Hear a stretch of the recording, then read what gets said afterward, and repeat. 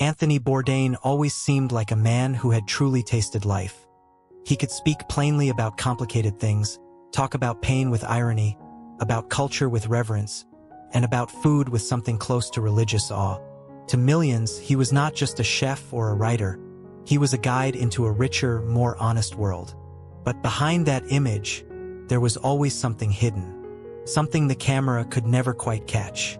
A personal shadow, dark and persistent. Bourdain was born in New York City in 1956, into what began as a working-class family. His father held down 2 jobs to keep food on the table. But soon everything changed. His father became a music producer, and his mother an editor at the New York Times. Their home was filled with the sound of jazz, the smell of coffee, and heated arguments about literature. Surrounded by this intellectual freedom, Bourdain developed a deep love for art and independent thinking. Then came the moment that changed everything. Ironically, it was an oyster. Somewhere in France, while vacationing with his parents, a local fisherman pulled one straight from the sea, cracked it open, and offered it to the young boy. Without hesitation, he swallowed it. The briny salt, the slippery freshness, the crunch of time itself. That was the moment his culinary journey began. Unconscious at first, but irreversible. As a teenager, despite the comfort of his surroundings, Anthony began chasing intensity. Not in sports or books, but in drugs. He said he had been obsessed with trying the forbidden since he was 10. At 12, he took his first acid trip. It wasn't rebellion, it was escape. From safety, from comfort, from a life that felt too smooth. He believed that real depth could only be found in pain, passion, and destruction. So he sank into a world where night swallowed day without the promise of morning. At school, he fell in love, truly and forever. Her name was Nancy Putkowski. She was older, freer, wilder. She lived like there was a cliff beneath her feet. Their love wasn't a teenage whim, it became both his anchor and his storm.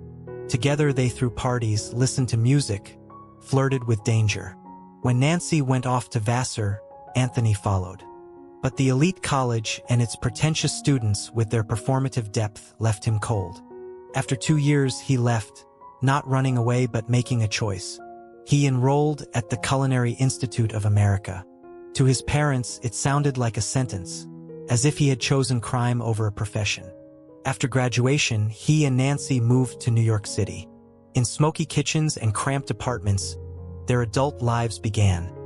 Not the lives they had dreamed of, but the ones waiting for them nonetheless. Work, exhaustion, endless parties. Beneath the surface of stability, the hunger for chaos still burned. Bourdain lived like he felt everything more sharply than most. Every dish, every story, every trip to a foreign land became a kind of revelation. But deep inside, there was a silence no one could hear. He gave the world so much: flavors, voices, perspectives, insight. But he kept the pain for himself. And one day there was a final call, 2 words to a friend. 2 words the world never heard. But perhaps in those words was the truth of him. The loneliness of someone who feels everything too deeply. Once, a young Anthony Bourdain dreamed of becoming a writer. But life had other plans. First came college, then the kitchen, and eventually a long detour into shadows. The kind where broken dreams smolder in the wind, dulled by narcotics and self-deception. He longed to stand among the greats, those who lived on the edge and knew what freedom tasted like. But the deeper he went, the more he sank into a pain no sharp knife or powerful dose could numb. He arrived in New York full of youthful arrogance and a hunger, not just for food, but for danger, for experience. In those early years, he worked in kitchens that rattled with the clang of pans and whispered with the constant threat of failure. Restaurants kept closing down, one after another, but Bourdain held on. He was already a sous chef, already in command. Yet more and more, he vanished between shifts to buy himself a moment of silence. Heroin, cocaine, whatever it took to quiet the storm inside. He once recalled riding in a cab with 3 friends, all of them addicts. Someone said that only 1 out of the 4 would make it out alive. He looked around and thought, let it be me. But choosing to live isn't the same as being saved. It's only the first step. followed by withdrawal, pain, and the desperate, shattering effort to become someone else. He tried. He signed up at a methadone clinic. He gave up heroin. But then came another nightmare, crack. He described crawling across the carpet during his worst days, searching for crumbs of the drug. And all the while, he kept showing up to work. Was it resignation or defiance, refusing to die? One Christmas, poverty finally broke him. He had nothing left except a vinyl collection, his private archive of memory, love, and youth. He laid the records out on a blanket on Broadway, trying to sell them for enough money to buy a fix. That was the moment, he later said, when he realized the next step was death. And he stopped. He quit. Not immediately. Not perfectly. Not forever. But he took a step.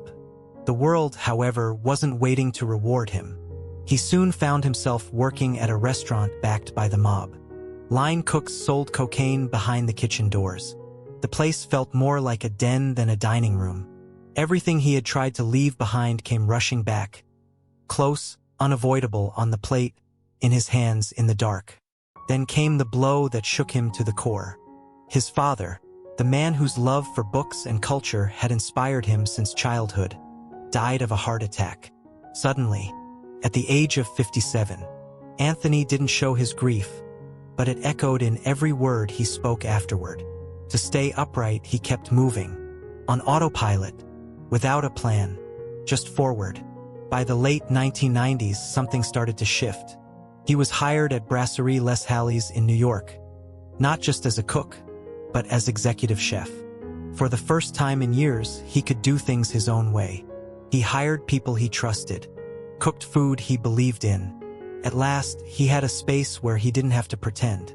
But that was only the beginning of a much deeper transformation. At night, he wrote, for himself, for clarity, for survival. One evening, he sat down and put to paper an essay about how kitchens really worked. Not the polished fantasy, but the sweat, the grime, the unspoken codes diners never saw. He sent it to several editors, but no one was interested. It might have ended there, had it not been for his mother, a former editor at the New York Times. She read the piece and saw something in it. Not just a story, but a voice. A voice for a generation of cooks who had been wounded and survived. Her intuition and persistence changed everything. Because of her, Anthony Bourdain became more than a chef. He became a storyteller of the soul, a man searching for the flavor of life, even in its bitterest moments. She felt it instantly. Something in that text struck a nerve. It wasn't loud or dramatic, but it pulsed with something raw, real, and razor-sharp, like the sting of a blade across bare skin. A friend of hers, connected to a young editor at The New Yorker, couldn't look away. She passed along the essay and said simply, "Don't miss this." He read it once and knew it had to be published. What he didn't yet know was how that decision would cause a quiet earthquake. Just 1 week after the piece went live, a publishing house offered Anthony Bourdain a book deal, and not just any book. Kitchen Confidential would change everything. The timing wasn't just perfect. It was life-saving. Despite holding a respected position at a top New York restaurant, Bourdain was barely staying afloat. He was drowning in debt, uninsured, with unpaid taxes and rent piling up. The book's success pulled him out of the abyss, but it also dragged in a new kind of chaos. Before that turning point, Bourdain's home life was steady in its instability. He had endured years of addiction, firings, and greasy takeout. But through it all, Nancy Putkowski had been there. In the 1980s, they lived on wild parties and reckless love. In the 90s, the chaos gave way to The Simpsons, quiet evenings, and Caribbean trips with beer by the shore and the freshest seafood on the plate. They had carved out their own kind of simple joy. Until success came knocking. Kitchen Confidential didn't just bring money, it brought fame. Suddenly, TV producers were lining up. They wanted a show. They wanted Bourdain. And Nancy knew this would break their world apart. She was right. Everything they had built over 20 years began to unravel. In 2005, after 2 decades of marriage, they separated. He was on his own. On the outside, Bourdain looked like a man on top, popular, magnetic, beloved. But inside, he was unraveling. Losing the marriage gutted him. On one trip back to St. Martin, the island where he and Nancy had once been happiest, he drank heavily and got behind the wheel. He meant to drive off a cliff. But as he reached the edge, their favorite song came on the radio. He took it as a sign and swerved back. He survived. But he understood, for the first time, how steep the cost of fame could be. In 2006, he traveled to Beirut to film an episode of No Reservations. He expected food, stories, culture. Instead, he got war. Israeli rockets began raining down on the city. Trapped on a hillside, Bourdain and his crew watched Beirut burn. Later, they were evacuated to a beach, surrounded by locals clutching their children and suitcases, trying to escape. It was one of the most harrowing moments of his life, and something in him shifted forever. After Kitchen Confidential, his life became a whirlwind of new connections and unexpected feelings. One of the few constants was chef Eric Ripert, who understood how alone Bourdain really was. Eric introduced him to Ottavia Bija, a woman with tattoos, a razor wit, and a fire in her spirit. By their second date, they got matching tattoos. It was wild and wonderful. After 8 months together, just after Anthony returned from Beirut, they decided it was time for a new chapter. He had never been a father in his first marriage.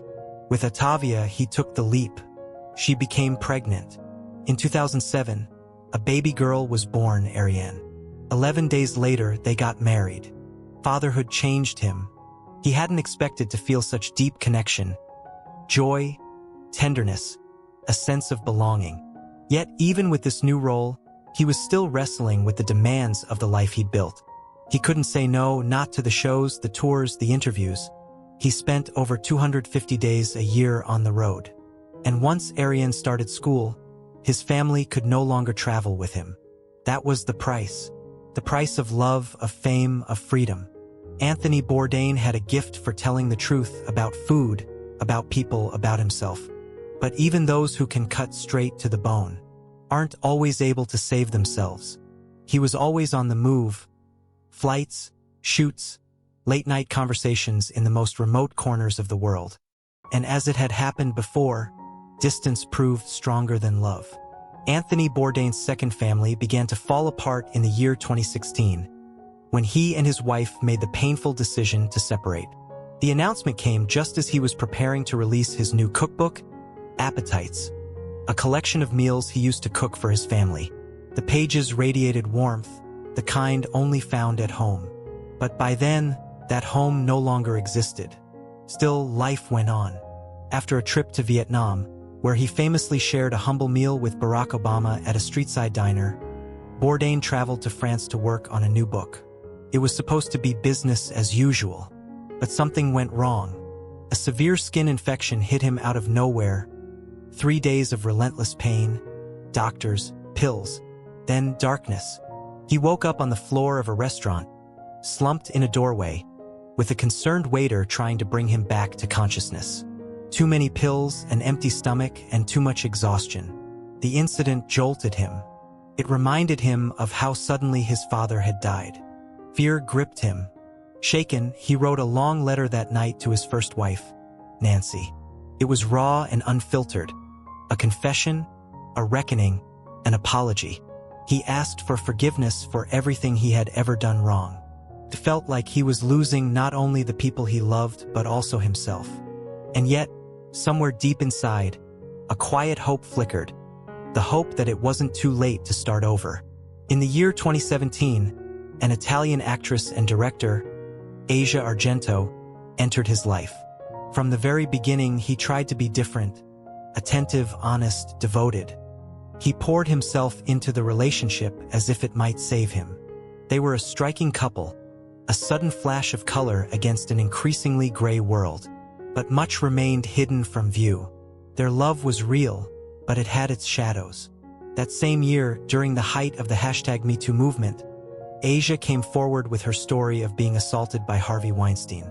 Without hesitation, Bourdain stood by her. He wasn't just a partner, he became her shield. He didn't stop there. Supporting the movement, he became one of the first public figures to speak out against another high-profile chef, Mario Batali, for sexual misconduct. Anthony was no longer just a traveler with a camera. He had become a voice that demanded to be heard. But his inner world was collapsing. The relentless pace of work, writing, travel, filming, love, fatherhood, it all weighed on him at once. He grew more withdrawn, more unpredictable. Those closest to him began to worry. His former partner, Attavia Bija, knew he was seeing a therapist, and that offered a sliver of comfort. But the burden never seemed to lift. He desperately wanted things to work with Argento. For her, he made sacrifices. When a parts unknown episode was set to film in Hong Kong and the director suddenly fell ill, Bourdain suggested Asia as a replacement. It was a chance to be close, to collaborate. But the gesture unraveled into chaos. Tensions flared on set. After an argument between Argento and a longtime cinematographer, Bourdain fired the crew member. The atmosphere grew heavy, and yet, colleagues recalled how happy he seemed working with her. He was in love, truly, deeply. Then came June of 2018. Like a blow to the heart, photos surfaced in the press. Asia embracing another man. The images spread quickly across the world. And with them, something inside Anthony shattered.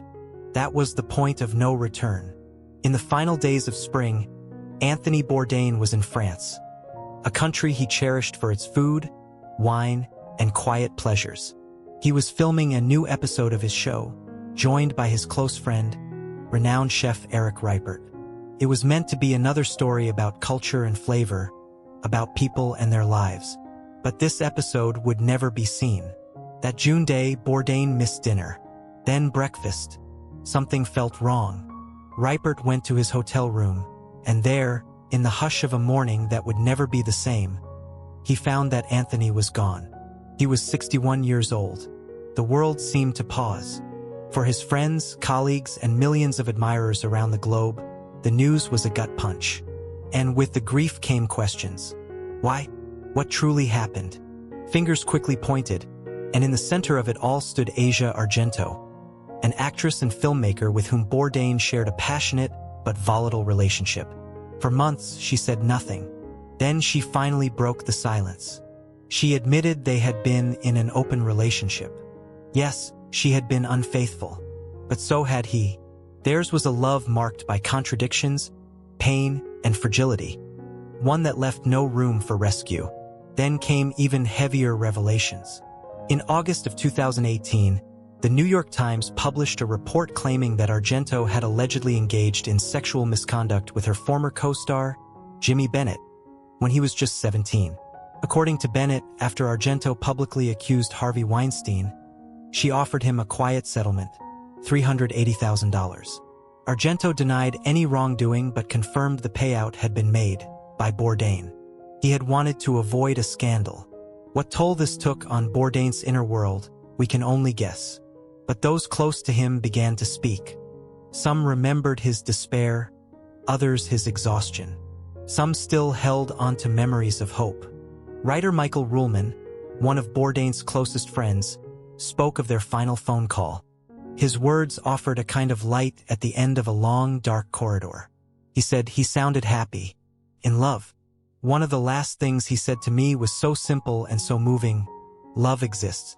Sometimes, even the man who gave the world a taste for life can lose his own. And yet, at the end of this painful, tangled story, something remains. Memory, warmth, and a phrase worth repeating when the weight of the world becomes too much. Love exists.